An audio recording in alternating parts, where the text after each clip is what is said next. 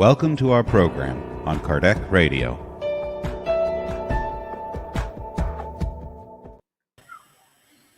Hello, now we are live because we are talking here, and I discovered we are not. I didn't click the live button here, so sorry. Hello, now we are live because we are talking here, and I discovered we are not. I didn't click the live button. Yeah, so put in the mute. Hello, now we are live because we are talking here, and put in the mute, my friend.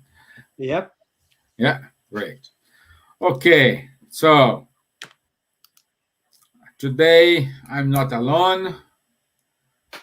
Wanderley's job allowed him to be here with us today, so thank you for his company. I really appreciate it. And just keep going in our study today. We will talk about chapter 9. From item 9 to item 10, item 8 to item 10. Okay, and we will finish today chapter 9. Hey, Leah, good to have you here, my friend. Thank you. I hope things are well in Sweden. Also, I want to say thank you to our friends from Ireland, from SSI workers, all the volunteers, also our friends in the UK, in Portugal, in Poland, in Brazil, and in America. So nice to have you guys here with us today. And since Wanderley is back today, let's put him to work. And do you mind to do the initial prayer, Wanderley? Not at all. Okay. Okay. So let's invite everyone to close their eyes, to take a deep breath,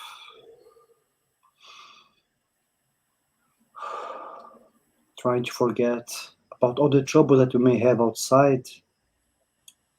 Let's try to concentrate now in the teachings of our Master Jesus and the spirits.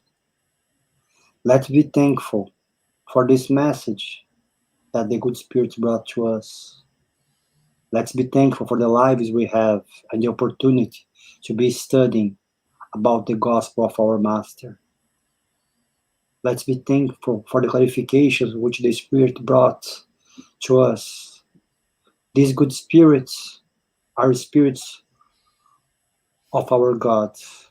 They are workers like we are.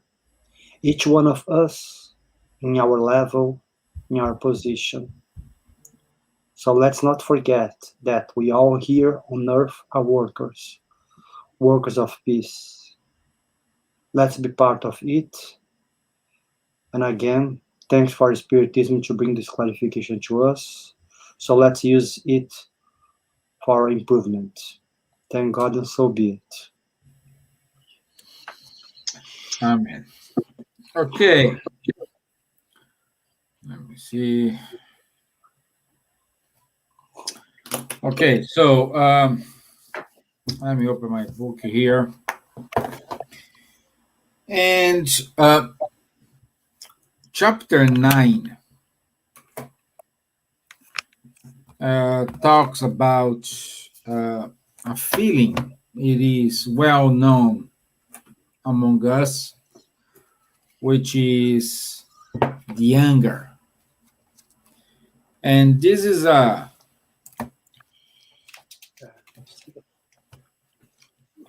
barrier, let's call it. No, not anger. This is, I think, 9. Yeah, I was going to say that. Yeah, sorry. I was with Mark, wrong thing. So, yeah, so item 8, the obedience and the resignation. And obedience and resignation,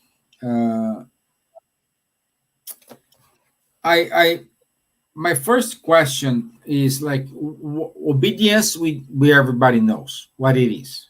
No, I need to obey a law. I need to obey my parents. I need to obey something else. Okay, but what is resignation? And the best, to my knowledge, resignation resignation is the good feelings we have live in our heart. We feed our heart with these good feelings. This is kind of resignation. So the title here says obedience and resignation. And can we say, for example, if I am if I obey the laws, I do everything, at the same time I do resignation, I am going away from my free will.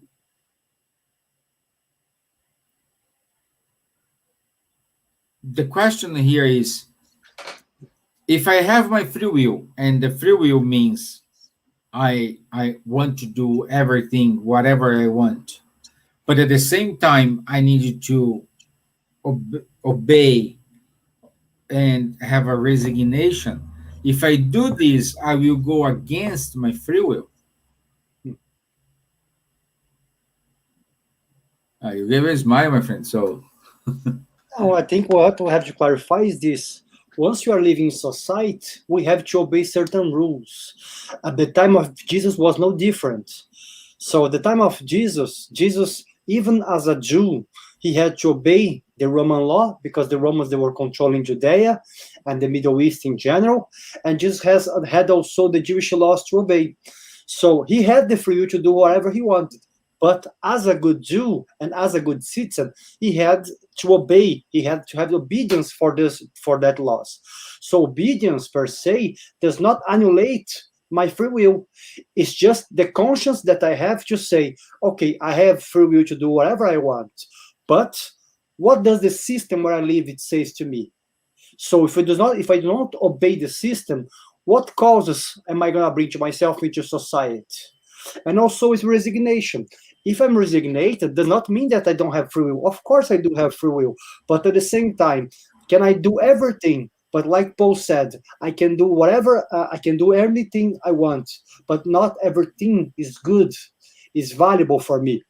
Yeah. So Paul understood that a man of his time, he could do whatever he wanted, but he had the sense, he had the moral elevation to say, yes, I can do whatever I want, but I must follow certain rules in order to more people and to myself to live in peace.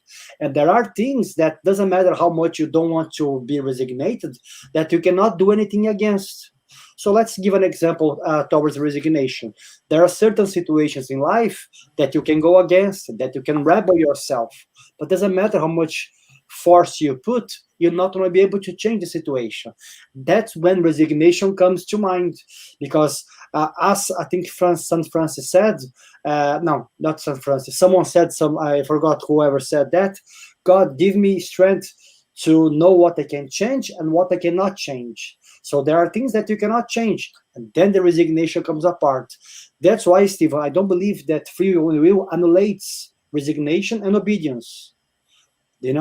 But we have to master how to use all these three things, these three values, we can put this way. What do you think, Stevan? Yeah, perfect. That's it. It not annihilates the free will. It's contrary with everybody thinks. Like people say, if I'm obedient, if I am resigned, have a resignation, everybody will put a kind of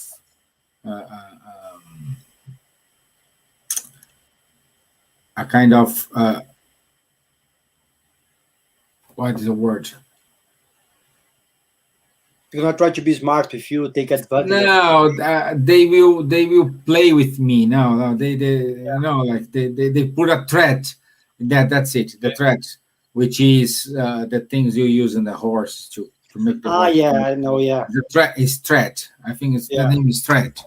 So, and I will do whatever they want. No, it's the contrary. It's exactly what Wanderley just explained to us, because if we do have the laws, even though it's laws made by men, but at the same time, we obey the law of the divine law, which is law of love, which is law of God's, and we are walking with this together. And at the same time, I preserve in my heart the resignation, the resilience to move forward, to accomplish my tasks. I will have pain. Of course, I will have pain. I will have problems. Of course, I will have problems. I will have barriers to overcome. Of course, I will have.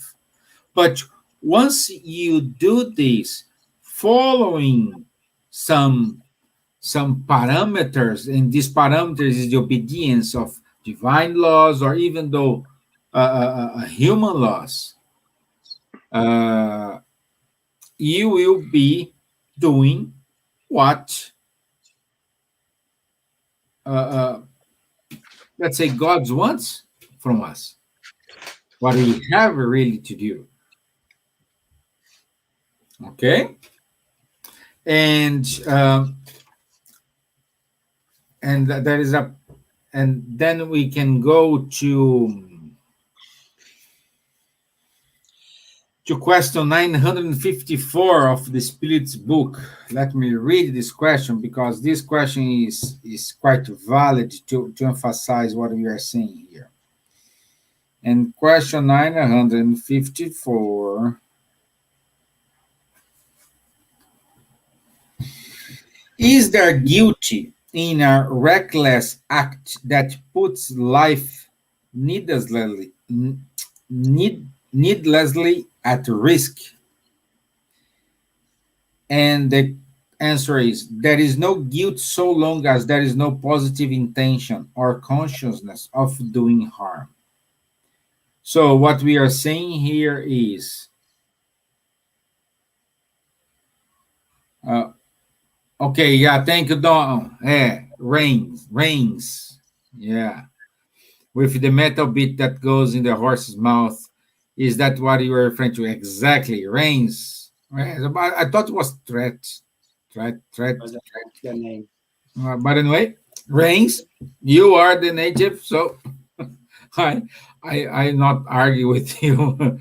Reins. Okay, thank you, Don. That's it. What I want to say. And the point where what we are saying here is, until the moment we don't have conscious of what we are doing, this is doing automatically. And there is a kind of different value. But at the moment we know, if I'm doing this is going to harm us, we have a different judgment. For example, if you are in a road and don't have a speed limit in the road, and you are, I don't know, 95 miles per hour, and the road allows just 60 miles per hour, but if you don't have any sign, you don't have anything like this, you can say to the human laws, I didn't know. I do not have any sign here to say this. What is the speed limit? However, in your conscious, you have in your mind, hey, I am in a narrow road, or in this type of road. I'm speeding a lot, so this not should be correctly. So what I want to say here is you do have in your mind, even if you don't know the rules, a notion of what is right and what is wrong. So if you keep insisting in speeding, you may have an accident, you may find a police officer in front of you in the next turn, you know, uh, or nothing happened, or nothing happened. But how is your conscience about it? How is your feeling about it? Some people, they have a good feeling. See, I'm smarter than everybody. I just speed that much in that road, and I did I went from point A to point B in 10 minutes, and everybody takes like an hour. So you may have this feeling, or you do have a feeling of guilt. Say, "Wow, I didn't. I will not do this anymore because this is not look right." Uh, so you have this conscious. So it's up to you to decide, and the resignation you have in your heart will lead you. Um, Steven, just yeah. from what you said about the conscious, that's why you have to understand why Jesus came at the time that he came. Because until Jesus came, there was no other person in any religious country, as far as I'm aware, in terms of religions, in terms of theology, that spoke openly about love. So everyone, Moses spoke about the law, Confucius about the conscience. Other ones in Asia, they spoke about opening our understanding. The other ones, they spoke about the transcendency. But Jesus was the first one who speaks about love. And once you bring this sense about love, this love that he brought is a love which is connected with resignation. And which resignation is like once you love someone, that even that person is in a different path. Jesus is not saying to you, go and condemn that person. Jesus is saying to us, allow that person to be who they are, because eventually they're gonna change at some stage. So Jesus is saying to us, each one of us have their own time, and each epoch or each time in society has their vices and their virtues. The time of Jesus, the Romans, they were like all over the place in terms of sensuality and violence.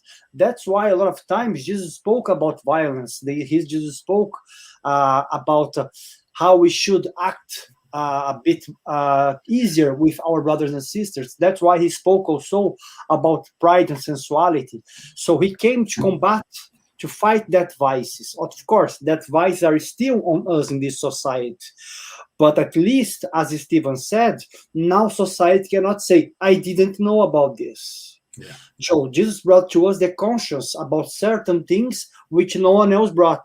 And now we have the responsibility. So that's why several times in the Bible, Jesus said to us that we cannot, using my own interpretation of the words, we cannot deny anymore that we have the lack of knowledge. We cannot say, I didn't know. So knowing what we have, what we must do, we must change. When we must change? Now, tomorrow, next year? No, at our own time.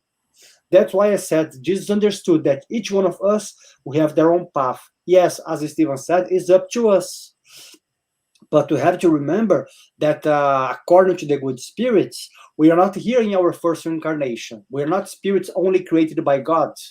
We are spirits with certain level of experience. So if we are insisting in keep doing the same mistakes, we're gonna get here, to what this chapter said a little bit about. We're gonna be prideful. So once we are prideful about what we think is correct and what we think we should be doing, we're still gonna be doing that because we see no harm. We think that whatever we are doing, we are creating no harm to anyone, and we think we are correct. Some spirits, according to Humberto de Campos, a spirit who psychographed through the medium Chico Xavier, says that some spirits, they are in this process for over thousands of years. They still trying to think they're correct. And that's why here in the chapter 9, in the item 9, we bring this sense of anger. Because now we have people in society who perhaps they go to the spirit center, they go to lives on Facebook, they go to the church, they go to any place where they believe in something. And there they are so nice. Like in the spirit center, for those who have been, always there is someone at the door. Welcome, my friend. Have this water here after the healing. May God bless you. May God, Jesus bless you, and so on. Of course, people, once they are there, they have this good intention in their heart. But here in the item 9, the spirits remind us that some of these, they are the ones who at home, they are quite general. They fight with their families. They only judge their families. They are not nice people. Let's say if they are father, in this place, they are not good parents. They are not a good father. This person is not a good father. This person put all their anger, which they are gaining throughout society, where society perhaps diminish them, but they are trying to have all this relieving of anger on family. And the spirits are trying to say to us, be careful, because you have to be who you are. So do not cultivate anger on you, But this part about the anger here, it's quite it explains to us basically that all the anger that we feel is connected with our primitive feelings, but also connected with pride. So once you take the path with pride, things they go easier. But once we keep our pride up, we're still gonna be thinking that I do this because I have to do it. That person deserves my anger. That person deserves my judgment. No one deserves that, as we don't deserve also. Go ahead, Stevan. No, yeah, well done. It is when we are forced to. Let's go back to my example. Okay, you are on the road. You exceed the speed limit, and let's say you had an accident, and with this accident you hurt your feet and you cannot walk anymore. This will generate an anger with God, anger with everyone, okay, anger with the words, everyone, except to you. So, what I'm trying to say here, these are teachings we need to undergo when we don't follow our let's say our heart. And this anger awaken us pride, awaken us a lot of feelings that is against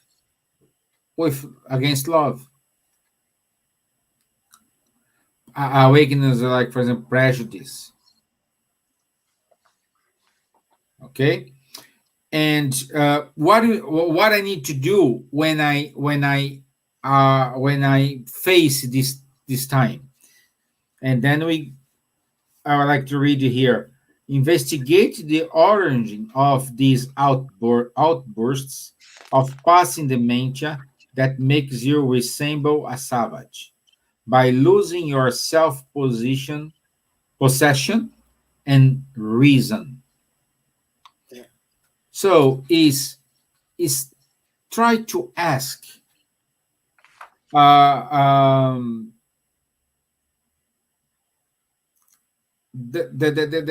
Newton's law. It's unchangeable, action and reaction. Let's paraphrase here the example my friend Charles Kemp like to give. If you hit your thumb with a hammer, it's going to cause you pain. It's not someone punishing you. It's just you hit your thumb with a hammer. So it's your choice. It's your decision how you see it. Like, for example,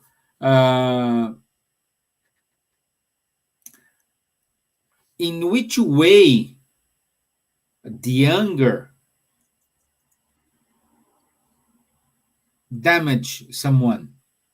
Because when we are angry,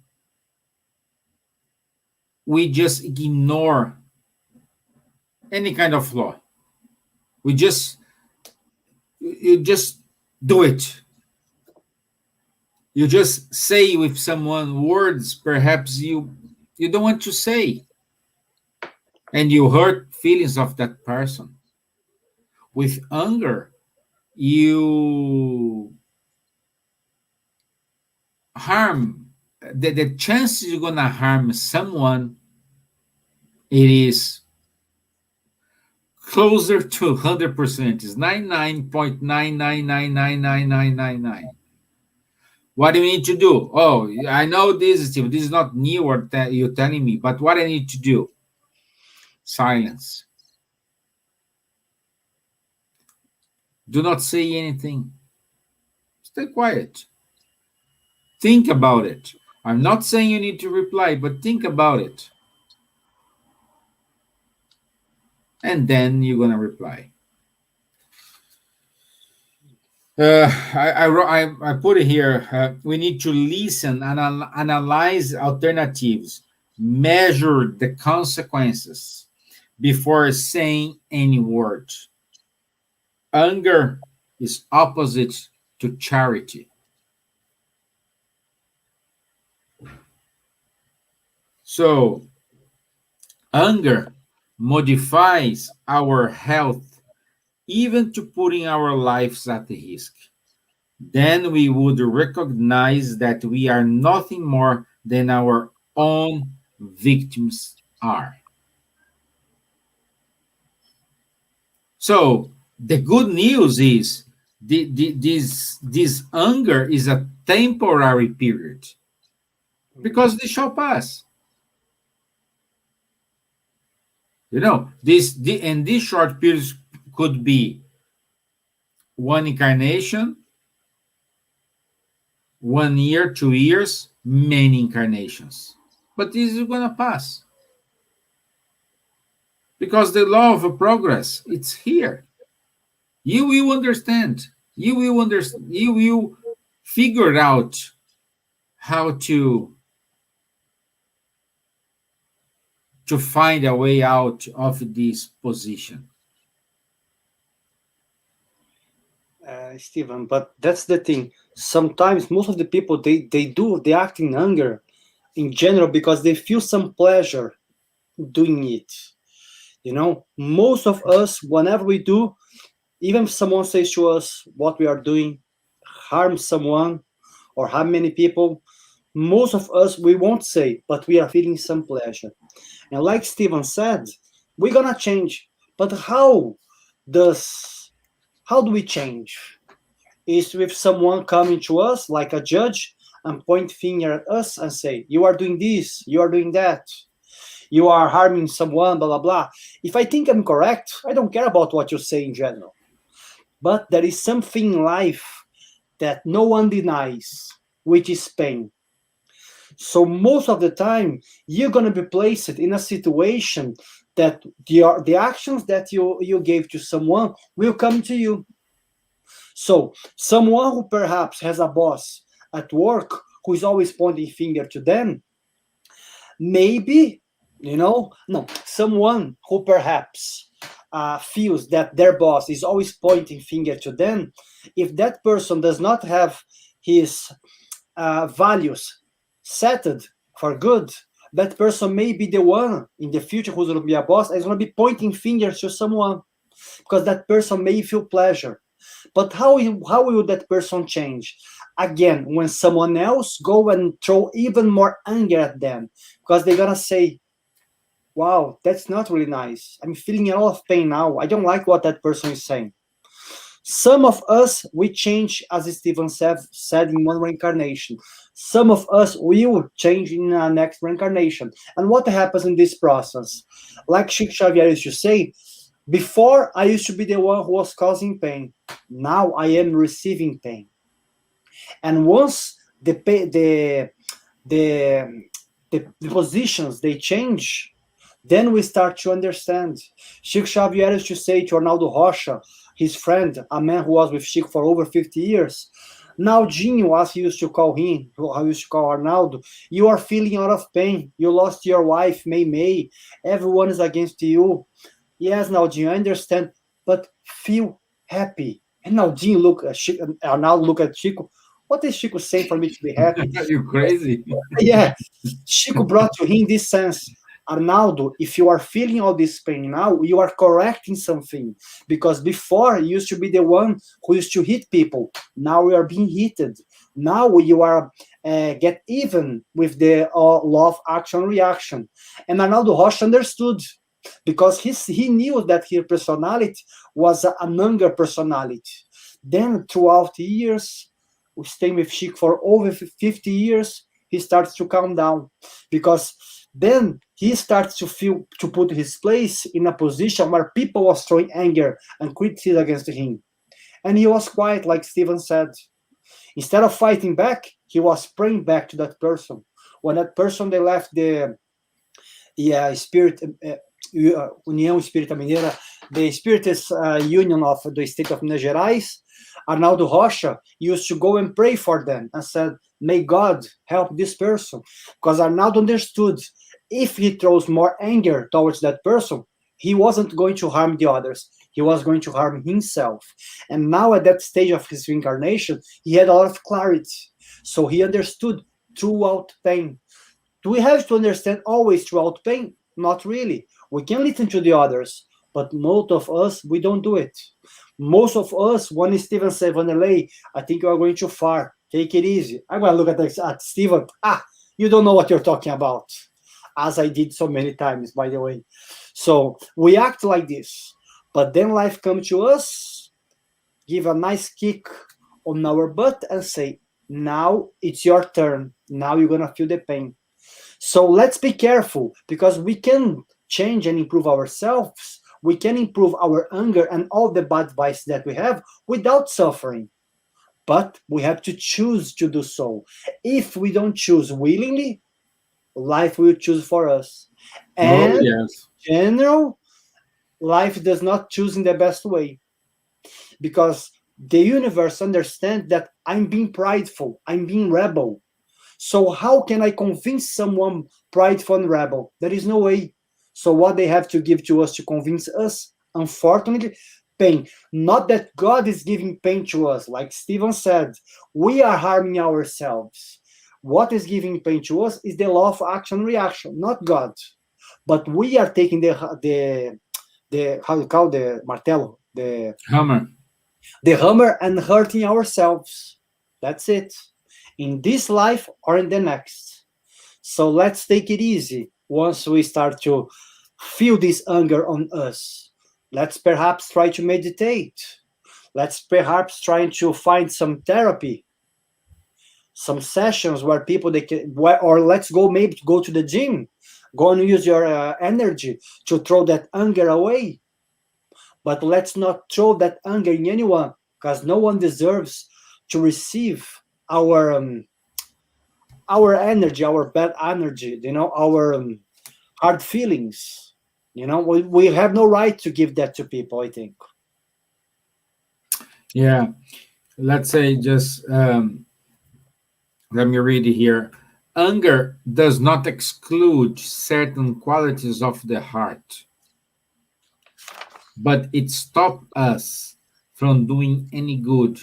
It may cause us to practice great evil. That's a summary of what we are saying here.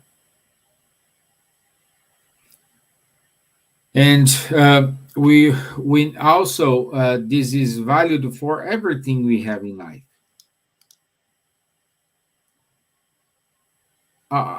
We always are gonna have a consequence. Oh, but Stevan, I'm a person who always do good. I do charity. I help the others. I help these. I help that. Like for example, I was watching news.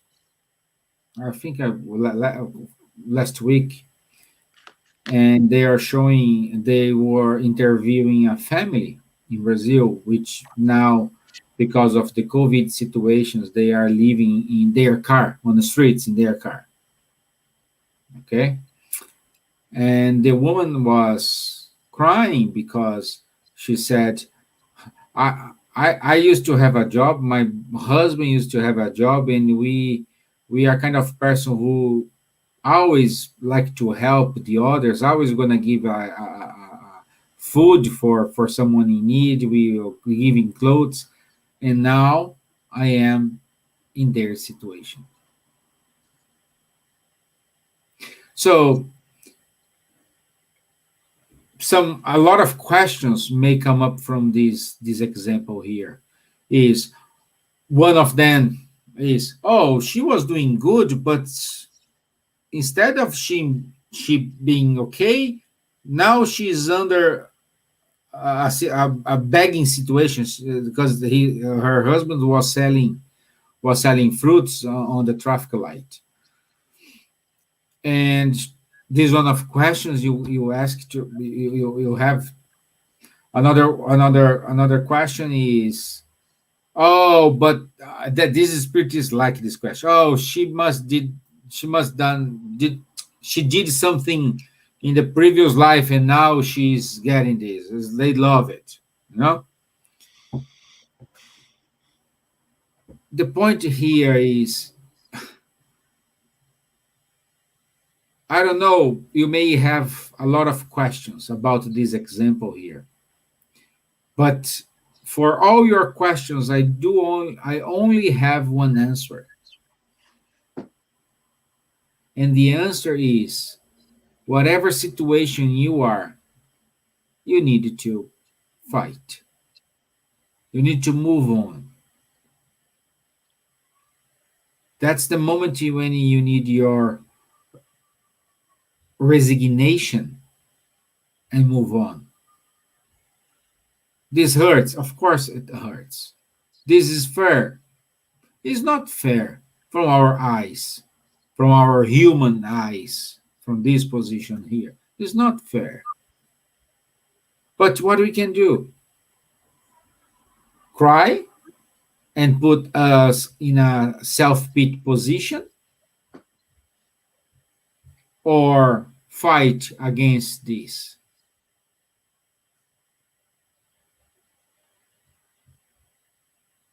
It's your choice. If you're going to spend your rest of your life point the fingers to everyone who is responsible for the unsuccessful position you got, or you're going to change it without vengeance in your heart for this or that thing. No, please don't fall this trap as well. But we need to fight. Like if a doctor says to you, oh, now you have a cancer, what are you going to choose? You fight against it, or you put you in a self-pity position and will die probably in weeks. We're seeing a lot of this. It's a very bad situation. It is. It is. It is. And us, we need to support everyone who are in these bad moments. Whatever you can do. Oh, but I don't have money. I'm not talking here about money. Money helps a lot. But if you don't have money, talk to someone. Borrow your shoulder, your ears. Let them talk. Let them cry.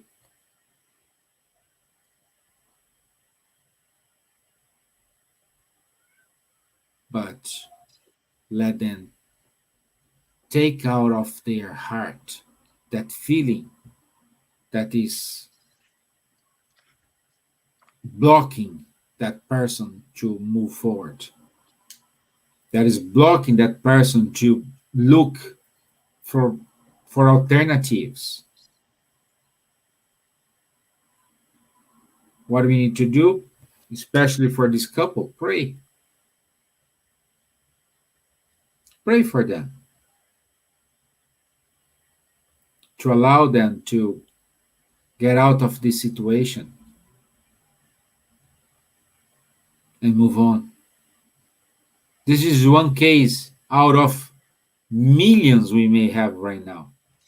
Millions, billions, we may have now, unfortunately.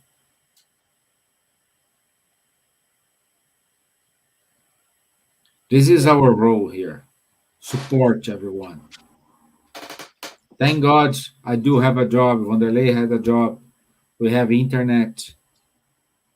We can pay the fees to have this software here who make us live. We are we are here in Ireland, but we have people here from America, from Sweden, from Ireland, from Portugal, from Brazil. Let's spread the word. This is what we need to do. Anger is part. But it's up to you. If you give a lot of attention to this anger, you will have the consequences. Stevan, we always talk here, at least I do, you do also, about Paul. We always use this man as an example. Yes. Because Paul, in his time, he had a lot of anger. For him, he was in charge of killing the first Christians because he thought Jesus was someone who was crazy, was a false preacher. Once he understood actually that was the opposite, what he did, could he take all that anger from his heart? No. He lived with that anger for 15, 20 years. I believe even until the day that he passed away. But what he learned doing? He learned how to direct that anger. So he used something which was bad for him, which was causing harm to the others. Once he understood that he was making a mistake, trying to kill the first Christians, he changed his side, and all that anger that he had in him, he used it for good, for work. But then someone called me and said, Wanderley, how can I use anger to something good? The energy which hits someone's face is the same energy that takes someone's hand from the floor and raises them up. So anger is an energy. Okay? So we have to use this energy in doing good. So if you are someone who have a lot of energy, perhaps if you are in Brazil at least, go to a spirit center if you are a spiritist and try to offer your energy towards charity. Say, hey, I have a lot of energy here. I would like to use my energy to help people in the streets. If you are in America, you can do the same, I believe. You can go and try to help the others. So you are taking that anger that you have on you because it's just an energy, but anger is when you direct it to something bad and directing that anger to something good. You are helping the others. That's the principle which Paul understood. Paul was someone who was very harsh, we can put it this way. Of course, after 30 years, he became someone more pleasant, someone gentle, but took several years for him to do that. We see the same in society. We see people, let's say, for those who are parents, they see that kid who is always fighting in the school, who is always trying to fight with their friends. You know, perhaps you have a big boy or a big girl who is always fighting in school. Once you go and you start to pay attention, you're going to see that that kid is not a violent kid, perhaps.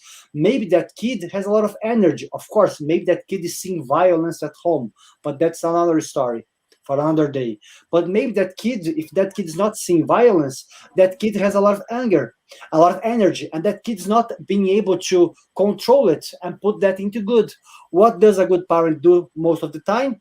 Take that kid and put to do some martial arts, to do some swimming, to do some sports. So what a parent is simply seeing that that kid has a lot of energy, let me canalize that energy to something good. So all that anger that we have to learn how to canalize to something good. How to channel it to something good. But it takes time to do this. It takes self-knowledge, because we have to search, why do I have this anger on me? And how can I change my ways? How can I change the way which I think in order to change this? It's not easy. It was not easy for Paul. It would be not easier for us. So that's why perhaps before we start to think about our anger, is to try to understand, why do I have that anger? Once you understand the roots of that anger, perhaps you're going to be able to change and to channel it to something better. That's why we always say that self-knowledge is an achievement that each one of us, we should try to fight for it. Instead of fighting to the others, like Paul said, Paul will say in the next chapter, chapter 10, he says, fight with yourself. Instead of throwing anger against people, throw anger against yourself in order for you to improve yourself, not to harm your body or flesh. But it's not an easy task. What is much easier? To throw that anger in the people. And most of the time, who am I going to throw my anger at? At my boss? At a big guy in the gym with a big arm? No, I'm going to throw that at home with my partner or with my close friends. If you are a parent, some parents, they throw that anger in their kids even. So sometimes, once you have that anger, sometimes an angry person can be a coward also, because he's throwing his anger in those ones who he shouldn't. So let's try to understand, why do I have this anger? Let's try to direct this anger to something good. I believe, that's what Paul did. He was channeling his anger throughout years. That's what many people does. You know, that's the same which Divaldo Franco, Chico Xavier did, not with anger, because as far as I'm aware, they don't have anger, but they have other things on them. So they were channeling whatever vices they had into the work of goodness. So energy is energy. There is no good and bad energy. Energy is energy. How we use that energy, it's what matters. So that's why... Yeah, sorry, Stevan. No, Wanderley, I'm just saying something. Okay. Yeah, something here in the drop. I need to drop. Would you mind to finalize? Always, yeah, of course. Yeah. Okay, thank you, guys. Sorry, but something urgent calling me here. I needed to attend here. Okay. Thank you, guys. Thank you, Wanderley. Okay, guys, so that's what we're trying to explain here on this, and finishing this chapter number 9, because here the chapter is called Blessed are the Meek and the Peacemakers. So if we want peace in our lives, we have to be the first, the peacemakers. All the peace that I want, I cannot just ask to the world. I have to start giving to the world. So if I want good actions towards me, I cannot throw anger to people. And guys, believe me, we do that all the time, even if we want or we don't want. We do that once you are driving, someone goes and beep behind us. We perhaps don't say to that person, but we explode sometimes inside of the car, or sometimes we say to that person. At work, someone says something to us, or here we are working from home. My boss is saying something to me. I'm not going to say anything to my boss because he's my boss. But once I hang up the call, I'm going to be calling names towards my boss.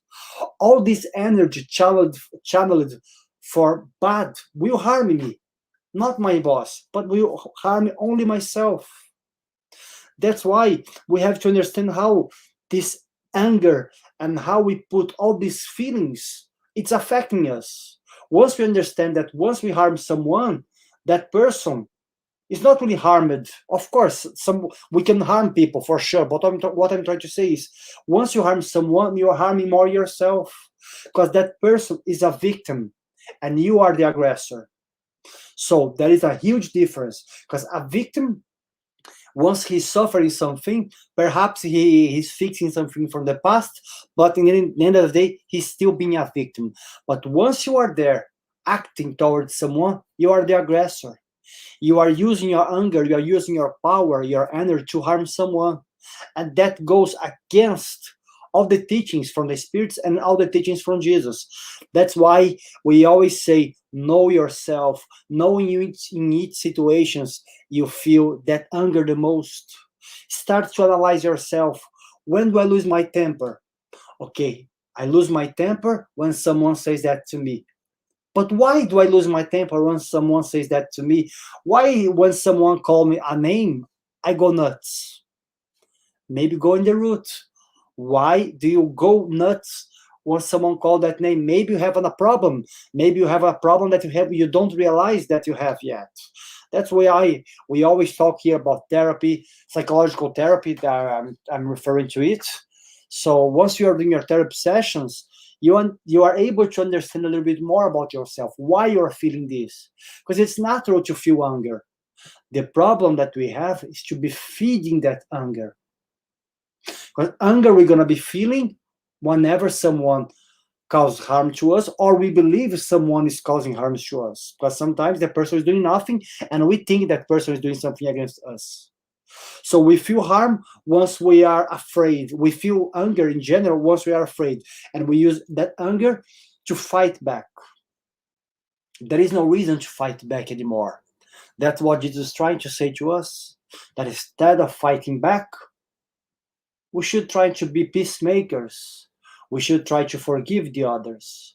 We should take that energy that we have for anger and try to help the others. Guys, that's what we want to say here today. I'm gonna show some information, some relevant information to us. Thank you very much for staying with us here. Thank you very much for everyone from America, from Finland, from all over the place in Europe and back in Brazil.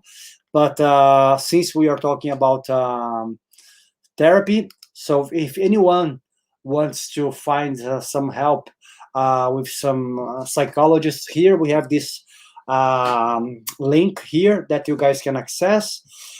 This place is not related with us at all, but it's just a place where you're gonna be sending a message to them saying that you have an issue, and they're gonna try to arrange something with you. Okay, so this place has no relation to us at all. We just recommend them because we know that there are good people there who are trying to help people who are having maybe some difficulty in life.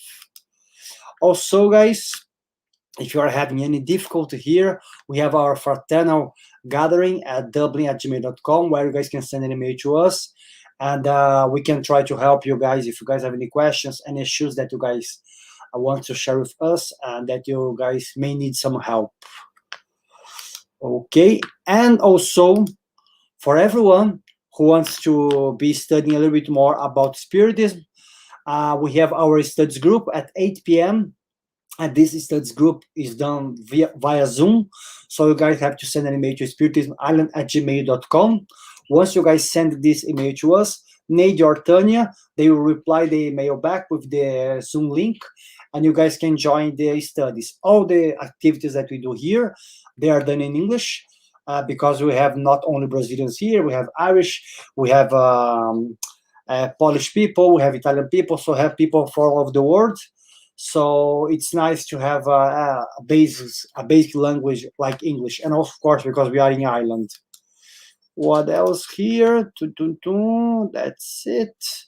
And also, guys, for those who are asking us on Facebook all the time, we don't know when we're going to be opening again because of the COVID restrictions, and also we have restrictions in the Lantern Center, which is the place that we used to have our meetings, our presential meetings.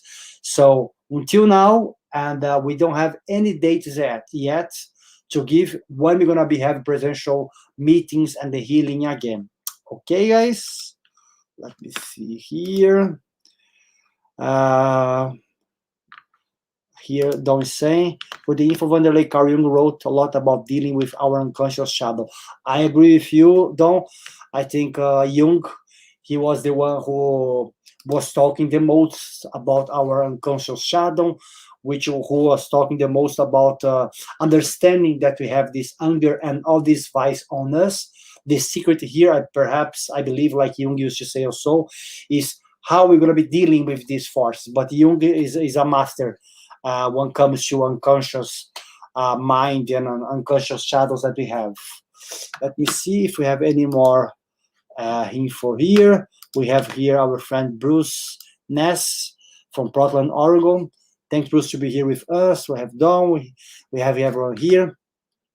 So, guys, thank you very much. We're going to be doing we have Leah, of course. I'm going to be doing our final prayer if you guys have no questions or comments. So we're going to be closing. And so next week, we're going to be starting chapter 10, Blessed are the Merciful, okay? I think actually perhaps, guys, next week, we're going to be having a guest, but I'm not sure yet, but we're going to try to do a note on Facebook. But or we're going to be studying chapter 10, or we're going to have a special guest, Sergio Thyssen, I believe, to be talking with us next Tuesday. Okay, guys, so I'd like to invite everyone again to close our eyes,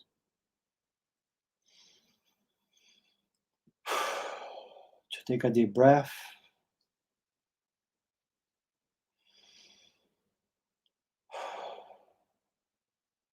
Let's try to imagine ourselves in a safe place. For some, it can be close to the sea. For some, close to the mountain. For some, in a forest.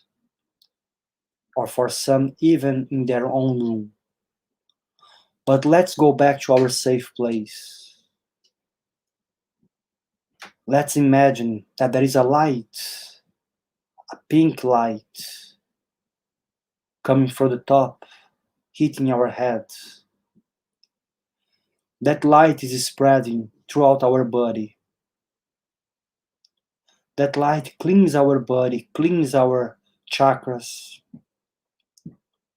cleans our spirit of all the anger and the vices that we have, all the fears.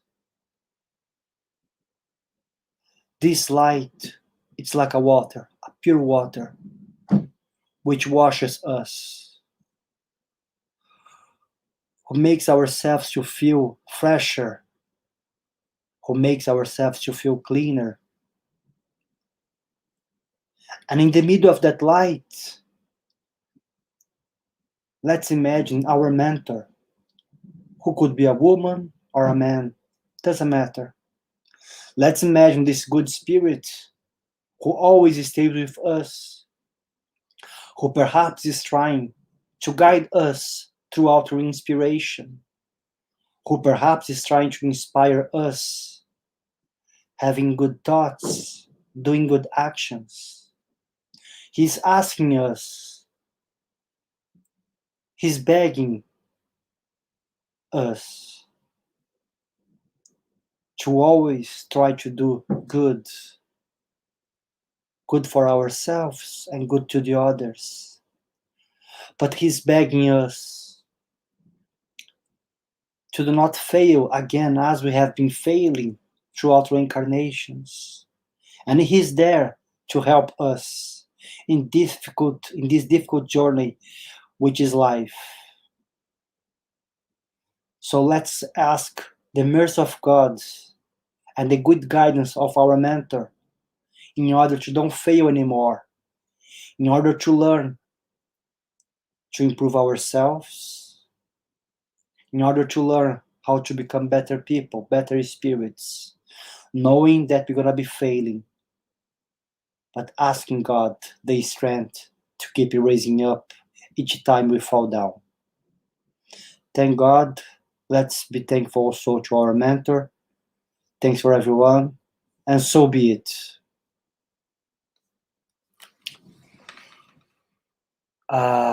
Thank you guys very much.